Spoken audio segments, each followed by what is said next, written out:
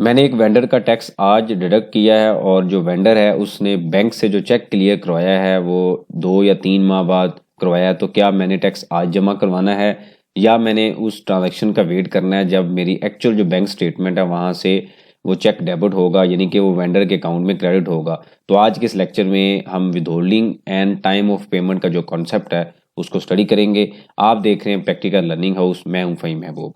वापस आते हैं टॉपिक के ऊपर। तो इसको एक एग्जांपल के थ्रू हम स्टडी करते हैं। फॉर एग्जांपल हम ये कहते हैं कि लेट्स से एक डेट है फरवरी की, अगर हम बात करें कि 2023, ठीक है, फरवरी 2023 में आप बैठे हुए हैं और आपके पास, हम ये कह सकते हैं कि चलो यकम फरवरी की बात है कि आपके पास एक इनवाइस आई है किसी वेंडर की, कोई चीज़ आपने परचेज की है, कोई भी एक्सपेंस हो सकता है आपका जो बिजनेस के लिए आपने इंकर्ड किया है। तो आपके पास एक इनवाइस आई है, वो 1 लाख की इनवाइस थी और उसके अंदर 18% जो वेंडर था उसने जीएसटी ऐड किया हुआ था। तो 1,18,000 रुपये टोटल हो गया। तो इसकी जो ग्रॉस वैल्यू है वो 1,18,000 रुपये है। हम ये कहते हैं कि ये जो सेल टैक्स है ना, ये हमारे लिए इनपुट टैक्स नहीं था, हमारे लिए इनपुट टैक्स नहीं था, मतलब इसका इनपुट टैक्स हम क्लेम नहीं कर सकते। तो 1,18,000 जो टोटल था इसको हमने क्या किया, हमने डेबिट कर लिया अपनी बुक्स ऑफ अकाउंट में। हम ये कह रहे हैं कि एक्सपेंस है प्रॉफिट एंड लॉस अकाउंट में 1,18,000 रुपया, और क्रेडिट हम कर लेते हैं वेंडर का जो लेजर है ना उसको हमने क्रेडिट कर लिया 1,18,000 रुपये से। ठीक है, हम ये कहते हैं कि जी ये जो वेंडर है ना इसने हमें क्रेडिट दिया हुआ है कितने डेज का, 30 डेज का। ठीक है जी, अब इसका मतलब ये हुआ कि 30 डेज का क्रेडिट है, तो हमारी ये जो इनवाइस है कब ड्यू जाके होगी, 1 मार्च को जाके हमने इसकी पेमेंट करनी है 30 दिन बाद, यानी कि 2023 है 1 मार्च, चूँकि 30 डेज का क्रेडिट है तो 30 दिन के बाद हमने इसकी पेमेंट करनी है। अब हम आगे 1 मार्च 2023 पे हमने कहा कि ठीक है हम आपको पेमेंट कर देते हैं। 1 लाख की इनवाइस है और उसमें 18,000 जीएसटी था, टोटल 1,18,000 रुपये हो गया। और 4% हम ज्यूम करते हैं कि इसका हमने टैक्स विदहेल्ड करना है, जो कि वैल्यू बनती है 4720, और रिमेनिंग जो वैल्यू है तकरीबन 113,280 ये हमने उनको पे कर दी। अब ये जो टैक्स है उनके बिहाफ पे टैक्स डिडक्ट हुआ है विदहोल्डिंग टैक्स। कौन सा सेक्शन है, अंडर सेक्शन 153। पूरा लेक्चर हम देख चुके हैं जो स्टूडेंट प्रॉपर क्लासेस ले रहे हैं, और ये जो है ये हमने उनके नाम पे चेक बना दिया जो हमारे बैंक अकाउंट से वैल्यू निकलेगी। अब रूल के मुताबिक हमने ये स्टडी किया हुआ है कि जो ये टैक्स है, ये जो विदहोल्डिंग टैक्स है, ये हमने 7 डेज के अंदर जमा करवाना है, जो कि नॉर्मल जो प्रैक्टिस है वो यही होती है कि मंथली बेसिस पे इसको जमा करवाया जाता है। रूल के मुताबिक, कानून के मुताबिक हमने 7 डेज में करवाना होता है, लेकिन बहुत कम कंपनीज हैं जो 7 डेज में करवा रही हैं। ये आमतौर पर मंथ एंड पे जाके इसको जमा करवाया जाता है। इवन अभी क्वार्टरली स्टेटमेंट है तो लोग क्वार्टरली भी जमा करवा रहे हैं। बहरहाल रूल के मुताबिक 7 डेज में हमने जमा करवाना है। अब ये जो चेक हमने किस डेट पे दिया है, 1 मार्च 2023 पे। अब हुआ ये कि हमारे, अब ये देखिएगा कि इसकी एंट्री क्या होगी। ये ट्रांजैक्शन ओरिजिनल थी जो हमने एक्सपेंस बुक किया हुआ था। अब इसकी एंट्री क्या होगी, हम ये कर देंगे, डेबिट कर देंगे वेंडर का जो अकाउंट है कितनी वैल्यू से, 1,18,000 से, और क्रेडिट हम कर देंगे बैंक को कितनी वैल्यू से, 113,280 से। उसके बाद क्रेडिट क्या हो जाएगा, विदहोल्डिंग टैक्स जो हमने उनके ब्याह पे जमा करवाना है ये वैल्यू आ जाएगी। अब विदहोल्डिंग टैक्स के लेजर में ये वैल्यू स्टैंड हो गई है और ये हमने एफबीआर को 7 डेज के अंदर जमा करवाना है। अब इसमें जो टेक्निकल पॉइंट है वो ये है, जो कि प्रैक्टिकल पॉइंट है और तकरीबन सारे लोग इसको फेस करते हैं, कि कुछ सिचुएशन पे ये जो वैल्यू है हम अज्यूम कर रहे हैं कि ये 1 मार्च को ही क्लियर हो रही है, यानी कि जिस डेट को हमने चेक दिया है उसी डेट में क्लियर हो रही है। अगर तो उसी डेट में क्लियर हो रही है तो फिर ये जो टैक्स होगा ये हमने 7 डेज के अंदर जमा करवाना है। ठीक है, लेकिन अगर फॉर एग्जांपल इन्होंने जाके चेक क्लियर करवाया लेट से 10 अप्रैल को, यानी कि उनके पास चेक तो उनको रिसीव हो गया है, और ये भी पॉसिबल है कि उन्होंने चेक क्लियर नहीं करवाया, कोई भी रीजन हो सकती है। हो सकता है कि हमने उनको पीडीसी चेक दे दिया हो, पोस्ट डेटेड चेक दे दिया हो, और आज हमने पेमेंट तो बुक कर ली है लेकिन हमने पोस्ट डेटेड चेक दे दिया हो। तो क्वेश्चन ये रेज होता है कि भाई अब मेरा जो बैंक अकाउंट है, यानी कि ये तो बैंक अकाउंट में लेजर के अंदर एंट्री आ गई, लेकिन यहाँ पे कहीं पे हमारी बैंक स्टेटमेंट भी आ रही होती है। बैंक स्टेटमेंट का मतलब क्या है कि एक्चुअल जो बैंक की स्टेटमेंट है वो वाली है। अब बैंक स्टेटमेंट में ये जो वैल्यू विड्रॉ होगी यानी कि डेबिट होगी हमारे अकाउंट में, वो किस डेट में हो रही है, 10 अप्रैल में। तो अब क्वेश्चन ये है कि क्या मैंने जो विदहोल्डिंग टैक्स जमा करवाना है वो 1 मार्च को करवाना है जब मैंने सिस्टम के अंदर उसकी एंट्री की, या उसको मैंने चेक दिया, या जो मैंने जो टैक्स है वो तब जमा करवाना है जब मेरे अकाउंट से एक्चुअल में पैसे निकल जाएंगे, विड्रॉ हो जाएंगे। तो यहाँ पे हम ये डिस्कस कर रहे हैं कि बिल्कुल हमने उस डेट पे जमा करवाना है जब एक्चुअल में ट्रांजैक्शन हैपन हो जाएगी। मतलब ये है कि ट्रांजैक्शन जो डेट है ये बेसिकली ट्रांजैक्शन डेट है कि जिस डेट में आपकी बैंक स्टेटमेंट से वो जो पैसे हैं वो विड्रॉल हुए हैं, उस डेट से 7 डेज के अंदर आपने ये जो टैक्स है ये जमा करवाना है। अब लॉजिकली हम इसको स्टडी भी कर लेते हैं। पहले हम देखें, हमने ये एंट्री की है ये वाली, ठीक है। तो ये पहली एंट्री में यहाँ पे हम ये एग्जांपल लेते हैं, हमेशा हमने ये प्रैक्टिकल एग्जांपल देखी है कि इस कंपनी ने अपने एनुअल अकाउंट्स, क्योंकि गवर्नमेंट आपसे यही कहेगी ना कि आपकी ट्रांजैक्शन मार्च में हुई है और टैक्स आप जमा करवा रहे हैं जाके अप्रैल में, तो टैक्स आपने क्यों लेट जमा करवाया है। तो उसके लिए हम ये एग्जाम्पल को समझ लेते हैं कि क्यों हम लेट जमा करवा रहे हैं। तो हम ये कहते हैं ये हमारी सेल है और इसी तरीके से कॉस्ट ऑफ सेल भी आ रही होती है और ये जीपी है, फिर यहाँ पे कई एक्सपेंसेस आ रहे होते हैं। तो एक्सपेंस में हमने बुक कर लिया 1,18,000 रुपये में, ठीक है। तो ये कौन सा अकाउंट होता है, ये प्रॉफिट एंड लॉस अकाउंट है। तो यहाँ पे कहीं बैलेंस शीट भी चल रही होती है, बैलेंस शीट भी आ रही है। तो बैलेंस शीट में यहाँ पे टोटल एसेट आ रहे होते हैं, ठीक है, यानी कि करंट एसेट और जो लॉन्ग टर्म एसेट है वो आ रहे हैं। उसके बाद यहाँ पे टोटल लाइबिलिटी आ रही होती है, इसमें लॉन्ग टर्म लाइबिलिटी भी शामिल होती है और शॉर्ट टर्म भी है। तो हम ये कहते हैं कि लॉन्ग टर्म लाइबिलिटी में ये जो वेंडर हमने बुक किया था, यानी कि लाइबिलिटी आप कह सकते हैं, लॉन्ग टर्म ना करें आप, टोटल लाइबिलिटी की बात कर लें, टोटल लाइबिलिटी है, ठीक है, लॉन्ग टर्म नहीं है, टोटल लाइबिलिटी है। तो 1,18,000 रुपये का जनाब ये वेंडर हमारे पास बुक हुआ है। तो जब हमने पेमेंट की, ये प्रॉफिट एंड लॉस में कब ये एंट्री हुई, जिस डेट में हमने उनसे परचेज की, यानी कि 1 फरवरी 2023 में, उस डेट में प्रॉफिट लॉस में एंट्री आ गई है।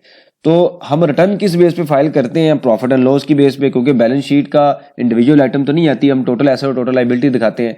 और ये जो ट्रांजैक्शन किस डेट में हो रही है, 1 मार्च को जाके हो रही है, यानी कि बैलेंस शीट में ट्रांजैक्शन किस डेट को हमने की, 1 मार्च को, लेकिन बैंक स्टेटमेंट से जो पैसे निकल रहे हैं वो कब निकल रहे हैं, 10 अप्रैल को। तो तीनों डेट डिफरेंट है।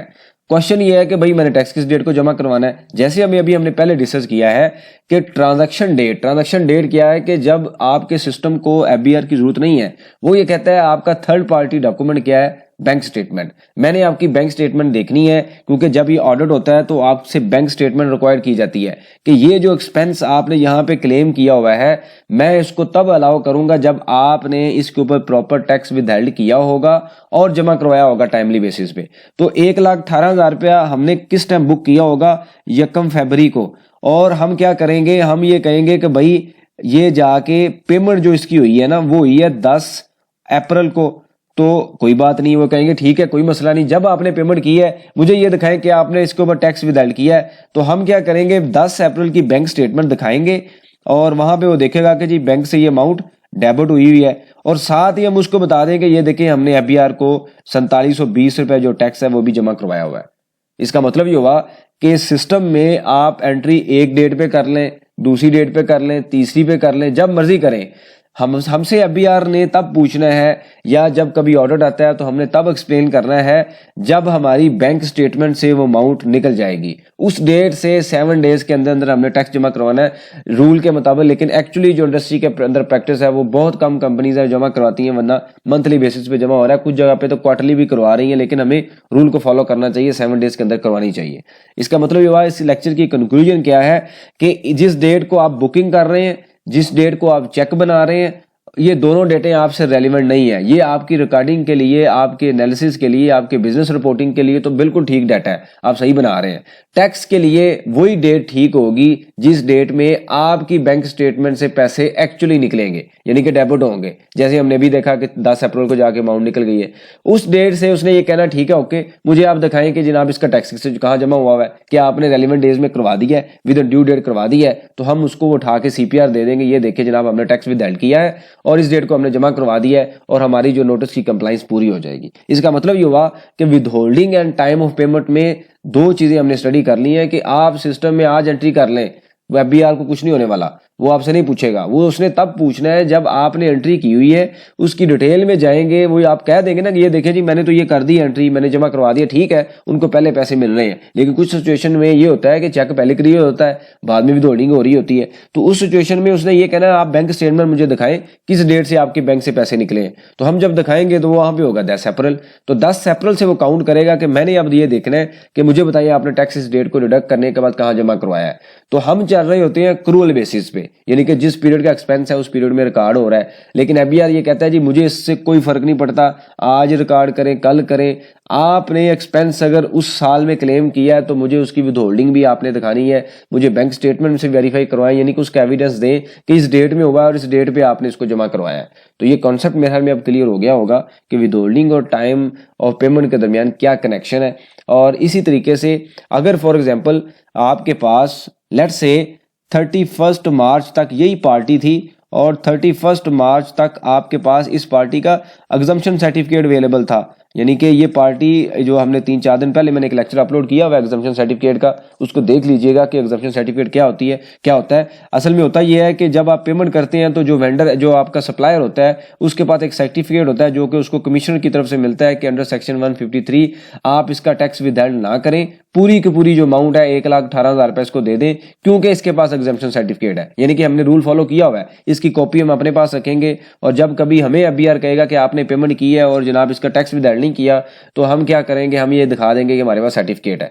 अगर आप इस डेट में इस डेट तक उसके पास वैलिड सर्टिफिकेट है, मतलब उसकी जो सर्टिफिकेट की वैलिडिटी है वो 31 मार्च तक है और आपने चेक दे दिया है 1 मार्च को उसी एग्जाम्पल के मुताबिक और 1 महीने तक जनाब वो वैलिड है और वो अगली जो पार्टी है वो जाके क्या करती है 10 अप्रैल को जाके क्लियर करवाती है, तो ये जो याद रखें ये जो ट्रांजेक्शन हो रही होगी ये गलत हो रही होगी, क्योंकि ये जो चेक डेबिट हो रहा है ना आपके अकाउंट में से वो बियॉन्ड दैट डेट हो रहा है, मतलब 31 मार्च के बाद क्लियर हो रहा है। तो इसका मतलब ये हुआ कि उस पीरियड में अगर उनके पास एग्जम्पशन सर्टिफिकेट नहीं है तो फिर आपको टैक्स विदहोल्ड करना था, जो कि आपने नहीं किया। तो इस वजह से ये आपने याद रखना है कि ट्रांजैक्शन डेट और रिकॉर्डिंग डेट दोनों में बड़ा डिफरेंस है। रिकॉर्डिंग आज हो रही है, ट्रांजैक्शन फ्यूचर में हो रही है। रिकॉर्डिंग के टाइम पे डिफरेंट सिचुएशन है, ट्रांजैक्शन के टाइम पे डिफरेंट सिचुएशन हो सकती है। तो हमेशा आपने सिचुएशन कौन सी कंसीडर करनी है ट्रांजैक्शन के टाइम पे। अगर फॉर एग्जांपल आपने 31 मार्च तक उसके पास वैलिडिटी है तो आप उसको प्रेशर दें, पुश करें कि आपने इस डेट से पहले टैक्स विदहोल्ड कर जो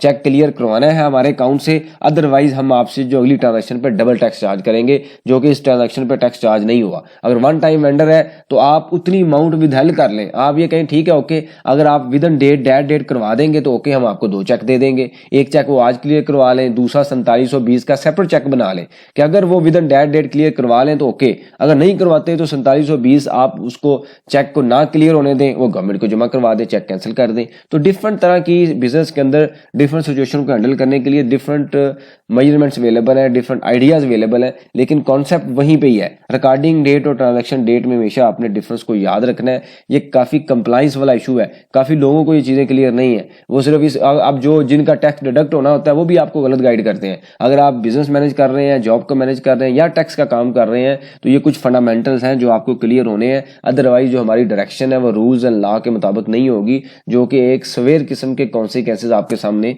आ सकते हैं। इससे रेलिवेंट कोई क्वेश्चन हो आप मेंशन कीजिए, उसके ऊपर हम डिस्कशन करेंगे ताकि जो लर्निंग का प्रोसेस है ये कंटिन्यू रहे। थैंक यू वेरी मच, जज़ाकल्लाह।